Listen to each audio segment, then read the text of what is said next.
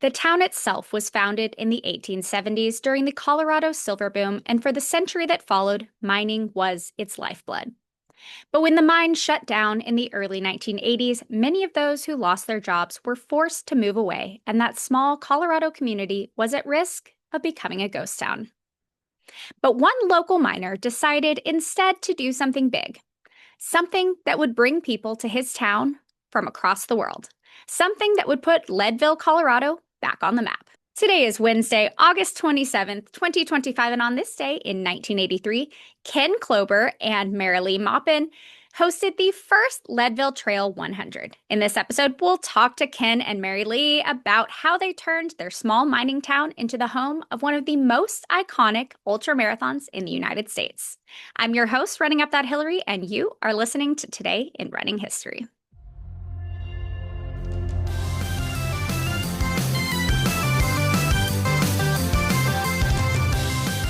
All right, I am here with Ken and Merilee, the founders of the Leadville 100 trail race. How are y'all doing today? Great. Couldn't Absolutely be. great. Beautiful day in Leadville. Awesome. Why don't y'all tell us about Leadville? Where is it? What makes the town itself special? So, Leadville is located in the midst of the mountains, right out the back door of the two highest peaks in Colorado. We're kind of situated right in the middle of Colorado at 10,200 feet. Whew. We're the highest elevation town in North America. Highest Wow. incorporated city at 10,200 feet. So we're going to take these runners from 10,200 feet up to 12,600 feet. So it'll get their attention. Wow, that's great. And how did the race come about in the first place, all the way back in 1983? Well, it's not a pretty story, I guess. I was an underground shift boss at the Climax Mine. Climax Mine employed 3,250 people in Leadville. There's about 4,000 people in Leadville at the time, or 4,500, something like that. So I went to work one swing shift, walked in the mine, put my underground clothes on, hard hat, steel-toed boots, clothes we call the diggers. They were muddy clothes from the night before. Got ready to go underground. My crew was ready to go underground. And about that time, the phone rang and the boss called, foreman called. And he said, "Ken, come on up to the mine office. We're going to have a meeting." I thought he was kidding. I thought, "BS, boss. I make my living walking, making little rocks out of big ones. I don't go to meetings." "Get your ass up here to the meeting right now." He said, "Tell your crew to just stay right there. You'll be back." I went up to that meeting. There's, maybe 6 or 8 other shift bosses there, underground shift bosses. And we walked in that meeting. It was a short meeting. He said, "We're closing the mine. You're done. You're out of a job. Go back to the dry where we change clothes and everything. Go back to the dry and tell your crews to go home." Wow. So, out of a job. The mine's closing. Tell them their unions will be in contact with them tomorrow for future reference what they can do. We'll be in contact with you tomorrow. That was the end of it. Wow, it was immediate. It was just like most incredible feeling, because I'd done that for 10 years, same thing. And then all of a sudden I can't, so all left me to do is take off the clothes I just put on, those steel-toed boots, hard hat, muddy clothes, put them in a plastic bag, walk out of that place, go walk to the pickup, and driving down that mountain hill back toward Leadville for the last time, that hurt. I had to go back in town and tell mom and the baby that daddy didn't have a job. So Wow. And that was that in 1983? That was or what year was that? 1982. Okay. Wow. Instantly, overnight, Leadville became the highest unemployment in the nation. Wow. Yeah. And all the things that go with that. There was a lot of alcohol abuse, drug abuse, spousal abuse, child The guys that had abuse, been going to work every day now didn't have any place to go. except So the bar, yeah. which they did. So, Wow.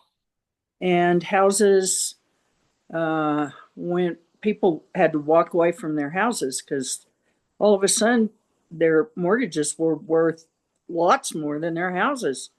And without a job, they couldn't make payments and they just had to walk away. So a lot of people left and went to different different states that had mining available. Some went to Nevada, some went to New Mexico, some went to Montana. But we lost many people from our community. Wow.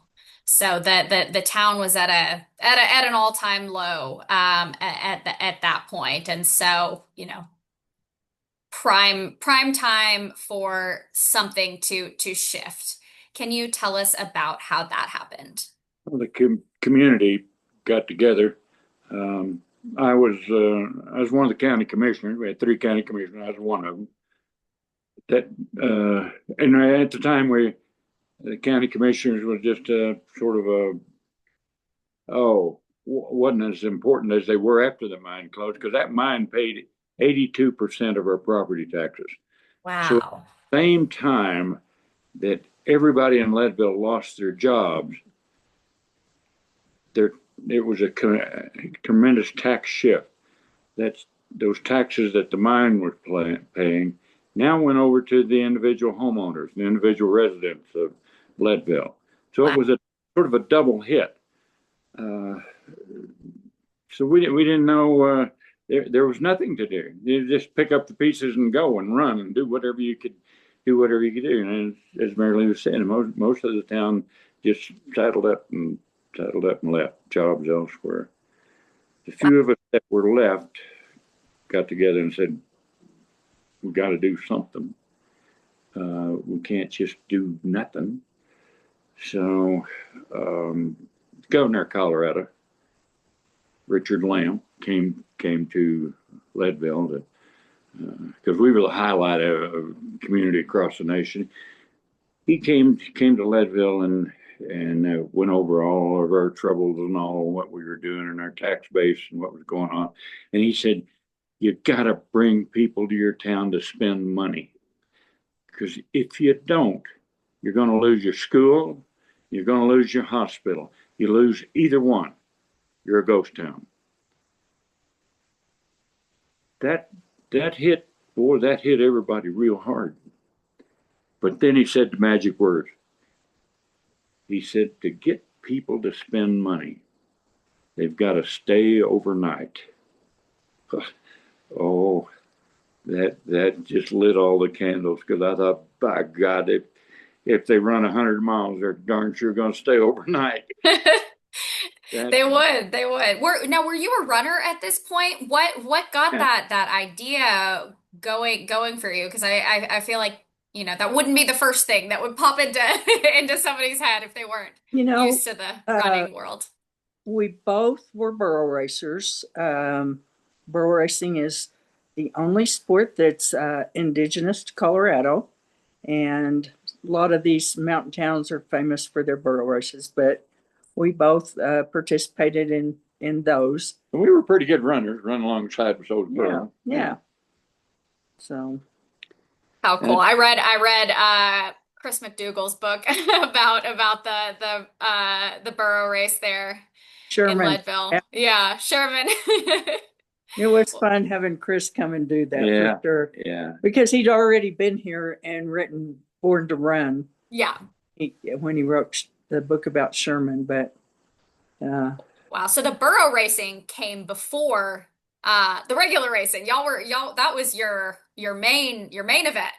Oh yeah. Yeah, it came I think in 1949 was the first burro racing in Colorado. Wow.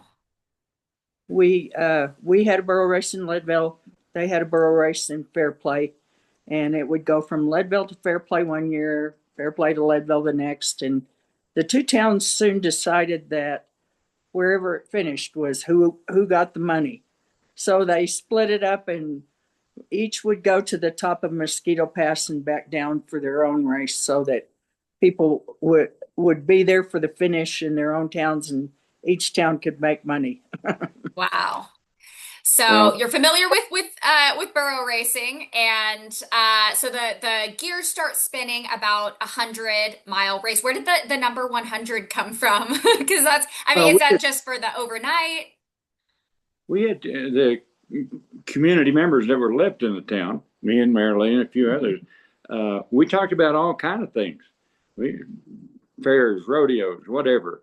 But we'd also talked about running races too. But we had some. There wasn't any other 100-mile races in the country except I think one on the West Coast and one on the East Coast. So we were familiar with that, and so I after the governor visited with him, I thought let's do one in Leadville. So I went to first person went to I think was Merilee, and I said, Merilee, can't do this by myself. If we put on 100-mile foot race, I got to have a race director. I'll be busy with other things. My famous words at the time, I said, if you'll come to work for me, I'll give you nothing, can't thing, but I'll double it every year. So, and I don't know, she must have bumped her head somewhere because she said yes. So she started being the race director right off the bat, first race, 1983. So we were off and running. So. And Yep. what was that like? The first year in '83, well, we didn't really know what we were doing, truth be told. But that first year we had 45 runners. Well, back to we didn't know what we were doing. There's a key component here because the race is out on the West Coast. I just decided we ought to go out there and see what a 100-mile foot race is like. So Merilee and I went out to California. I ran that race. That was after. No. Yes. You went out by yourself and ran one at Tahoe. Oh. Yeah. Yeah.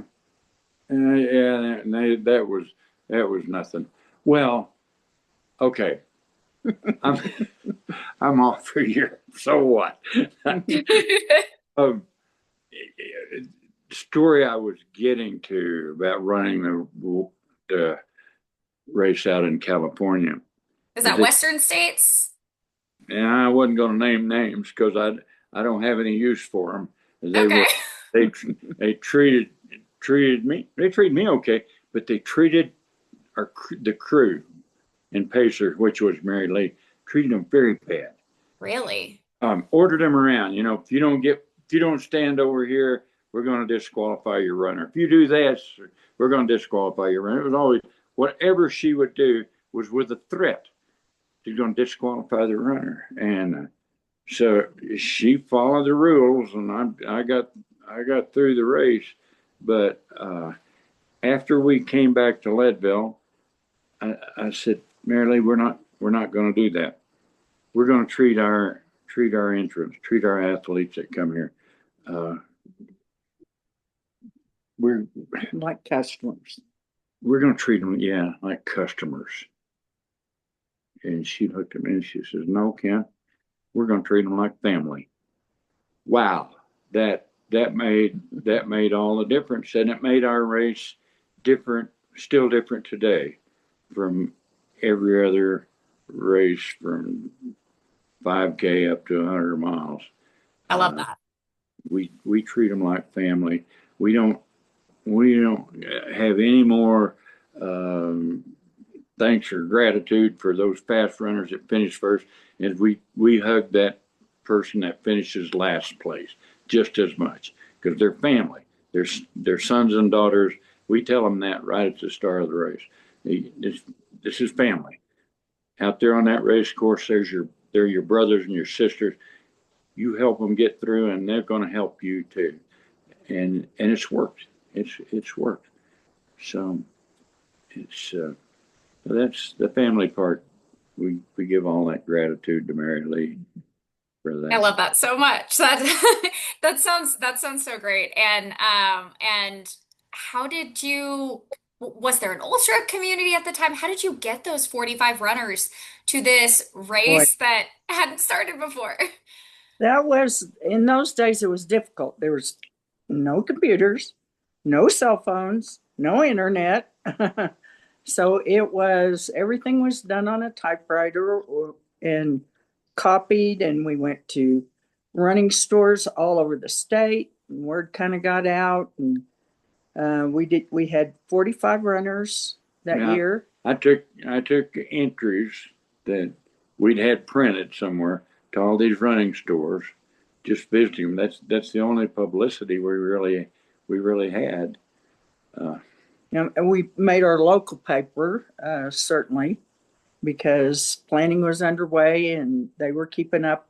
At that point, it was a daily paper, Monday through Friday. And so they were keeping up with our plans. And on that first race morning, like I said, 45 runners, 44 men, one woman, Carol LaPlante from California. She was, I believe, from Berkeley, but she was, I think, an attorney for Levi Strauss. But anyway, Interesting. yeah, and 10 finishers. Wow. And it was won by Skip Hamilton from Aspen, who won several years in a row. And at the beginning, word got out, and people thought you really could not finish unless you were from a high elevation, because There's a little bit of that local here too, because we had when we was telling the community what we were going to do, went around the sheriff, very supportive, chief of police, very supportive, the Forest Service, which we needed, absolutely very supportive. Went to the hospital because I knew we were putting people under a medical stress, need to have medical coverage. So I went to the director of the hospital, and it almost ended in a fist fight, which I would have won at the time, because I told him what I wanted. He told me, no, you're not going to help you. You can't run 100 miles at 10,000 feet up. You're going to kill somebody. And I said, look, fella, we kill somebody, then we will be famous, won't we? And I think I caught my right hand about knocking through the window about that time. Then one of the doctors walked in the door, Dr. John Perna. What a blessing he was. John said, hold it, Ken. I'll be your race director. Your medical director. Medical director. Yeah. Medical director. Problem solved. So That's great. yeah, left. So we had medical coverage. We had safety, police and fire and everything covered. Forest Service, Forest Ranger at the time, Gene Idy. Gene Idy even rode his horse up to the top of Hope Pass just to help the runners up there. Wow. So it was, yeah. Now walk us through the course, because it's an out and back. Correct. And what does that look like? And is it the same? Has it been the same course all 42 years? There have been a few changes. The very first, I would say, 2 years, we actually got on the pavement at Twin Lakes and ran up the pavement to Perry Peak Campground. Yeah. That was, it was so frightening, because having runners coming back, it was at night most often, and along that busy roadway, which was not nearly as busy then as it is now, but runners that were unsteady on their feet. So we took that out, and we found a route over a bridge that Really? over the bridge and through the river. And back through the river. Yeah. And then through the river. Yeah. Yeah. So that's been a change. It's changed a little bit at Winfield due to some private property concerns. But and- basically, it's the same. Yeah, Yeah, pretty basically, it's the same course, and Yeah. that's when we set that course.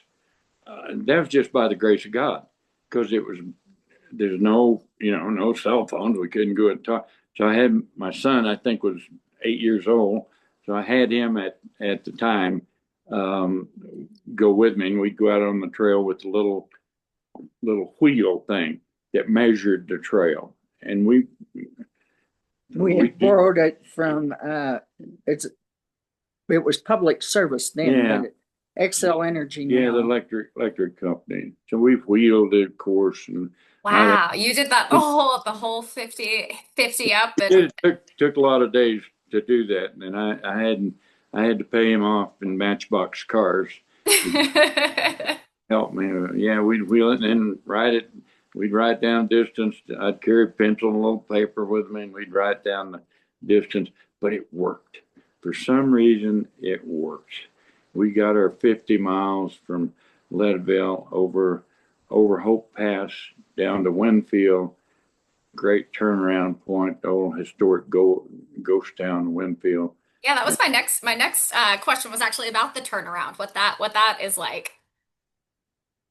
I will say that part of the trail from Twin Lakes to Winfield at that time was just kind of a goat trail. It was or game trail. It was not a real trail. It definitely wasn't part of the Colorado Trail, and so clearing it at that point was it was a chore. That was another story too. That clearing it, because remember the Forest Ranger, Forest Service has very definite rules and about clearing trails and what you can do and so forth, and the use of chainsaws.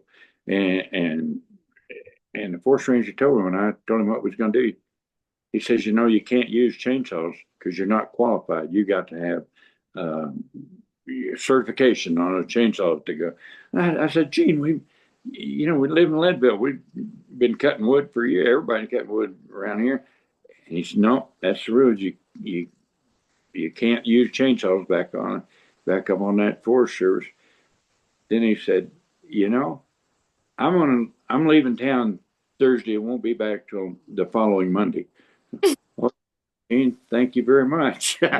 So for that magically got Wow.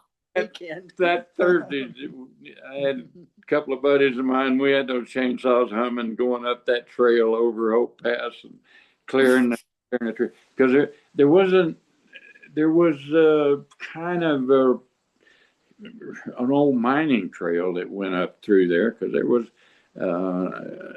sort of a ghost town about halfway up, few remaining old buildings, but kind of a trail. But a lot of it, the trail just disappeared in the trees and then would reappear on the other side in a meadow or something. So we had sort of a track to follow. We wasn't cutting just totally green timber, but Yeah. mostly Awesome. yeah, down there's a lot of Yeah. down timber there. Yeah. Awesome. Now, Ken, what spurred you to actually enter the race, and what year did you do your first one? Did I enter? I Yes. entered the first one. I entered Okay. every. Okay, so it was the first 14 that you did. Oh, he did more than 14. Oh yeah. Okay, 14 finishes, and then okay.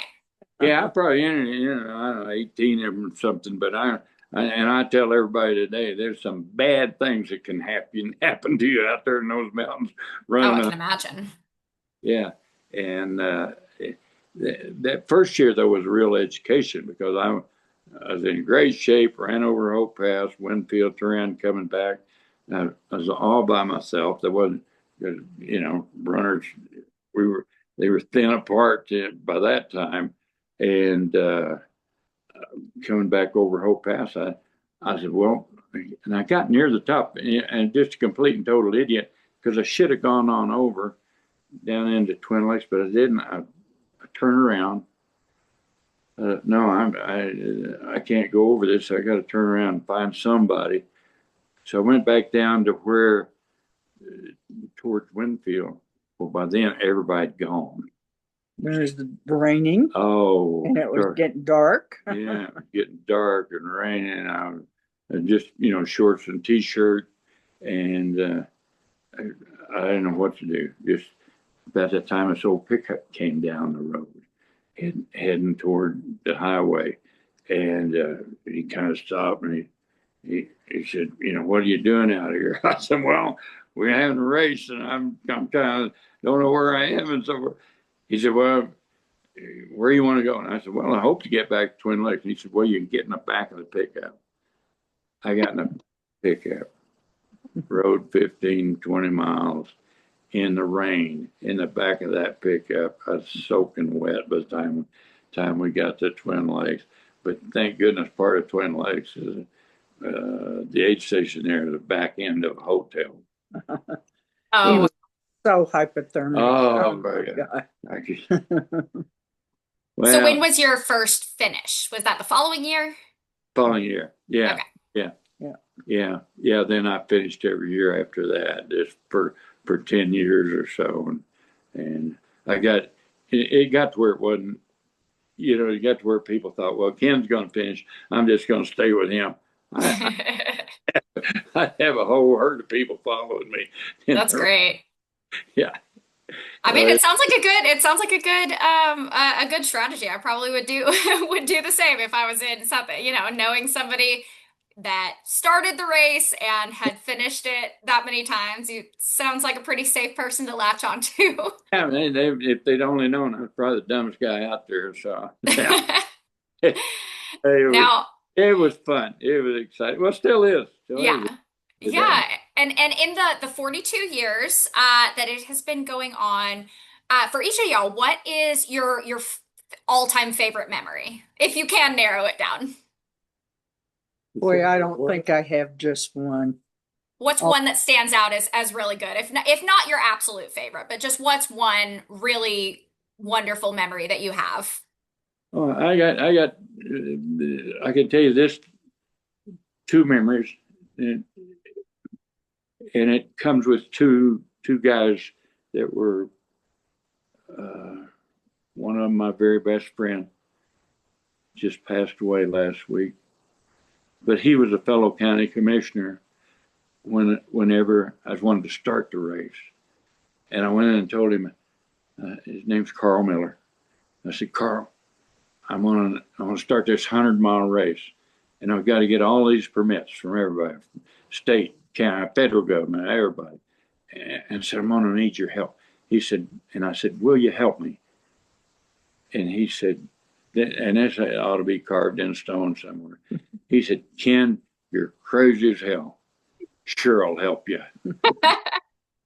So that was the beginning. And the next one of my favorite memories is another runner. We just went to Runner's Heaven just this year, Harry Dupree. Harry and I ran together a lot, and in the races, I don't know, he finished a bunch, 10, 12 times. And and one getting close to the finish, I don't know, 8 or 10 miles to go, I passed him. And all that was some, so, and then went on to the finish line, and I said, I waited for him. And that was, we've got pictures of that too. Boy, it's just, I couldn't have hugged him any harder or anybody. And Harry, love you, Harry. I waited on you, waited for you. And it wasn't funny to him that I had to wait on him, because he was probably faster than I was any day but that day. But yeah, there's a lot of great memories. Oh yeah. We've made really, really good lasting friendships and lots of family members for sure. That's great. we didn't really have any problems for a lot of years, because I told them at the start of the race, I said, look, we don't have any rules in this race. We, you know, but there's one deep and abiding rule. There's no crybabies. So, and I kept, and I was serious about that, because I kept a crybaby list. And if somebody gave Merilee a problem about the race, arguing about something, and it seemed never did argue with me for some reason, but they'd argue with, if I heard about anybody giving Merilee a problem, and they went on the crybaby list. That's And great. Oh, that's that's fantastic. on the crybaby list, it never came off. You'd never see the Leadville Trail 100 again. Oh, I love it. And over the years, it got to be quite a list. That's hilarious. And is it still running? Still adding to it? The list, no. We still got the list. We still have the list file. Yeah. But in 2010, we turned it over to Lifetime. And at this point, we're what they call the face of the race. Yeah. We don't have to do any of the work anymore. Just show up and be the face of the race. So That's great.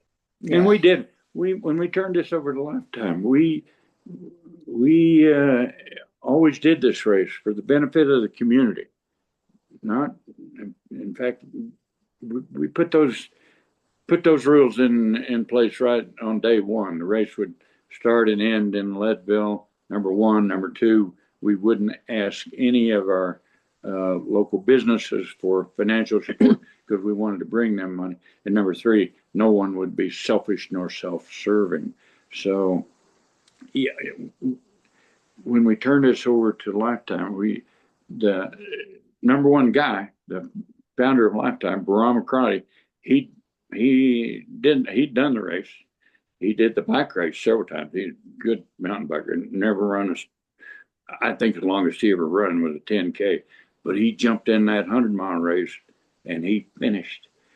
And so when Merilee and I was talking to him about turning the race over to Lifetime, we said, Bahram, this isn't about making money. This is about serving Leadville, serving the people of Leadville, and serving our race entrant, their family now.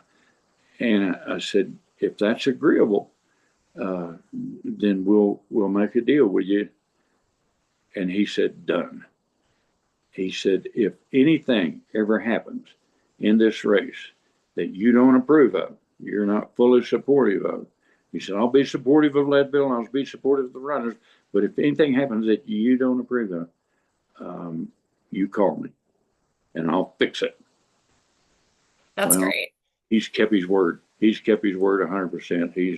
He's helped Leadville coming and going, and he's part of the head of the race family now. I love that. That's great. Now, I won't take up too much more of y'all's time, but let's talk about this year's race. Should be coming up, and what's that look like? Just as exciting as always.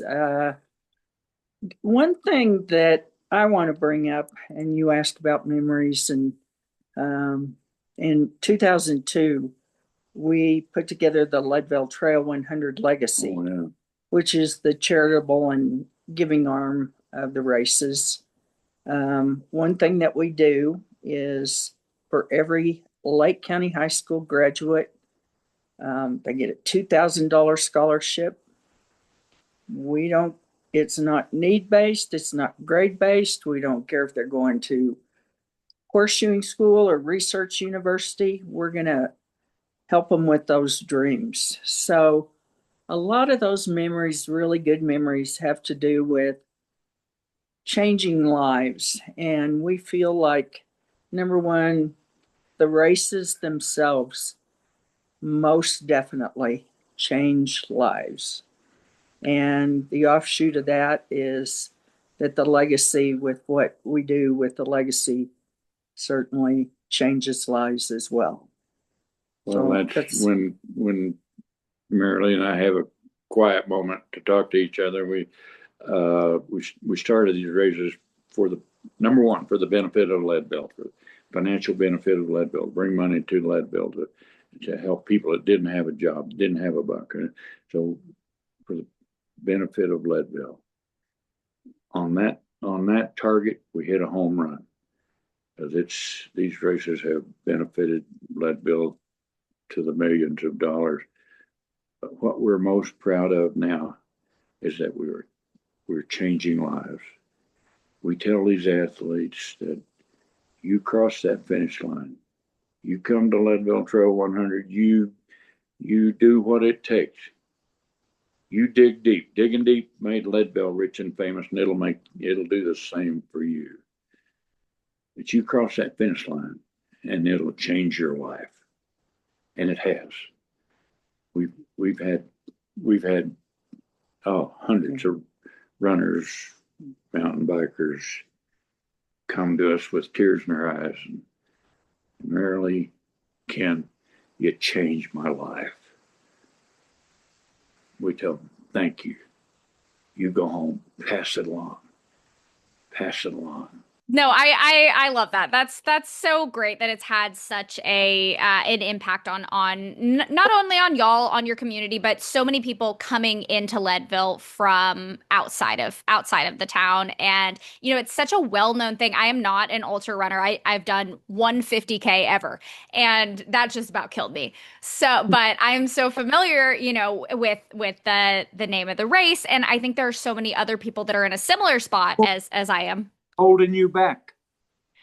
Oh, I don't know. Maybe I'll have to come out now and try it out. Do what we've been telling you, girl. You gotta dig deep. And we tell this to everybody. Inside each and every one of us, you too, is an inexhaustible well of grit, guts, and determination. So when you need it, you just reach inside and it'll be there. That's and great. you do it over and over because it's inexhaustible. Now, what is the time limit for the course? 30 hours total. Okay. 25 for the big buckle and 20 and 30 for the smaller buckle. And how many people, what would you say the percentage overall? Because I'm sure it varies year by year. But of the people who start, how many of those finish? One within the 25 and one within the. Wait a minute. Let's start off with the number one question. How many of them can finish under 30 hours? That's 100%. How many do? Yeah. Oh, Mary. So I don't know that I can break it down between the 25 and the 30, but every year it's around 50%. I think it's been maybe as high as 54 and many times lower in the high 40s. But yeah, no gimmies there. Sure. Yeah, it's disappointing we don't have a higher finish rate because I know that they can. The number one thing that keeps our runners from finishing under that 31 hour, the number one thing is it hurts. Yeah. But I tell them that right from the start. This shouldn't be a surprise. It's gonna hurt. So whenever it starts to hurt, you just remember the inside of you is there's more inside than there is outside. So you just keep going. You keep putting one foot in front of the other. Pretty soon, that one foot in front of the other will be on that red carpet, and Merilee will be standing there with your finishing medal and your buckle. Don't go home without that buckle. And I think Ken probably always says, make friends with pain, and you'll never have to run alone. I love that. That's so true. You'll have plenty of it. Yeah. That's so true. And what does support look like along the course? You mentioned aid stations. So the aid stations are incredible. just the volunteers are so committed to seeing that everyone has what they need and hoping that everyone finishes. So great volunteers along the course. I know it's absolutely people do it every year, finish without having crews. But you can also have crews, and they can meet you at certain places along the way at the aid stations. Also, drop bags, so you can send your own supplies to the aid stations. So there's a lot of aid, but They're all enthusiastic for that runner to keep going. Yeah. Keep going. Don't quit. I do think that for most runners, they will be out there at some point, especially probably at night, by themselves, with the opportunity to dig deep and see what they're made of. Yeah, I'll tell them the truth, that there will be a moment in this race. There will be a moment when you decide whether you're going to go on or you're not going to go on. Seize that moment. that you own that moment. It may happen again, but go on. That you can put another foot in front of you, another foot in front of you. Don't quit. Just don't quit. And then take that back to your life. Take that back. Don't quit on your family. Don't quit on your job. You just don't quit. That's such great advice. Yeah, and I mean not just for the race, but for everything. That's such good advice. And I think there's so many parallels just in running in general that that are like that. You know, you can apply to life.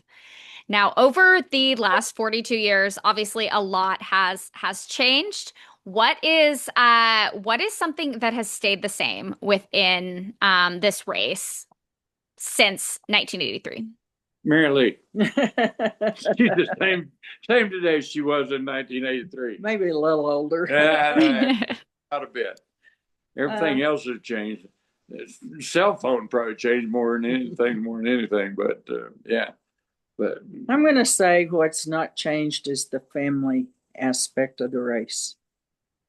So many runners that come back year after year after year. And even when they're not running, they come back and they volunteer. it takes the same thing to finish today than it did in 1983. It takes the same thing. There's no, with all the new science and whatever, different pills, different foods, different drinks, it doesn't make any difference. It's still, still takes the same thing. It's that grit, guts, and determination that's inside of you that'll keep you going. Same thing 1983 as it does in 2025. That's so great. That's such great advice, and I love that it's you know some things never change. Well, there's another thing we tell them that it's the same thing 1983 as it is 2025. You didn't get here by yourself. That's very true. You didn't get here by yourself. You took time for your family, took time for your job, took time. So you owe those people. You owe that, and you owe yourself. That's the biggest debt you owe.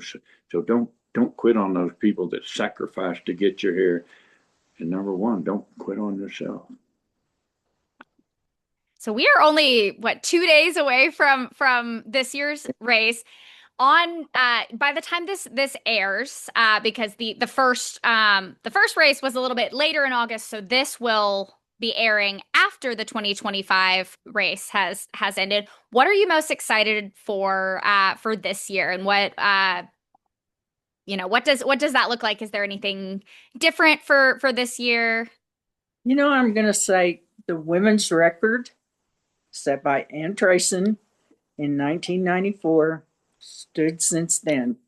So, I mean, that's ripe. right, for a We've new got some record. pretty fast ladies in the race Yep. this year. So we're looking forward to a new record, a new women's record. That'd be great. I'll tell you one other thing. We have one of the fundraisers that we have for the Leadville Trail 100 Legacy.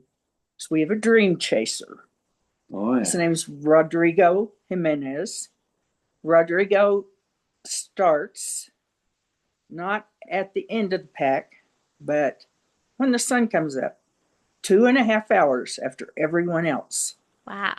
And you can pledge any amount on the people that he passes, the numbers of people that he will pass per person. And we use that money to run our programs here in Leadville, like the scholarships. And we have a very big grant program in the community for different community, for lots of community outreach. I mean, the Tabor Opera House, the soccer field, the Leadville Trail, the schools. So anyway, that's Wow. yeah. But Rodrigo raises a bunch of money That's great. because he's an incredible athlete. He finished in the top 10. No, I don't think so. Pretty close. He'll be. But he, yeah. he's not a spring chicken, I will say. Well, And this is his last that's year. not nice. And have a new Dream Chaser next year that we'll be introducing.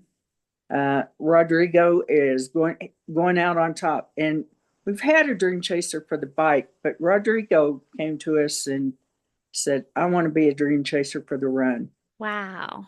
He's an incredible athlete. Yeah. Yeah, it sounds like it. That's amazing. Yeah.